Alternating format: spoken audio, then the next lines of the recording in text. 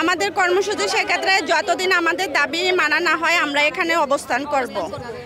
আর বিশেষ করে হচ্ছে যে সরকার বলছে বেকারত্ব দূর করবে, তো সরকার আমাদেরকে বেকারত্ব থেকে আমাদেরকে এই পর্যায়ে এনে এখন সরকার আমাদেরকে মাঝপথে ছেড়ে দিতে পারে না।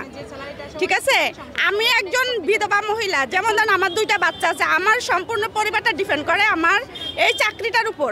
তা আমার এই চাকরিটা চলে গেলে আমার এই চাকরিটা সুবাদে এলাকাতে একটা সম্মান অর্জন হয়েছে, তো এই চাকরিটা চলে গেলে কি আমি বাচ্চা সহ একটা মানুষের বাসায় গিয়ে কাজ করতে পারবো না মানুষের কাছে হাত পেতে খেতে পারবো?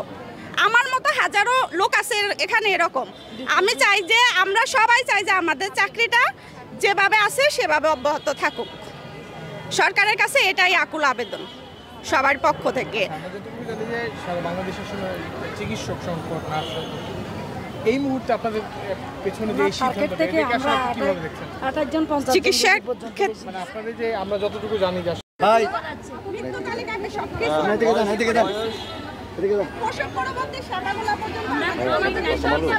কোভিড-19-এর সময় আমরা অনেক পরিস্থিতি মোকাবেলা করছি।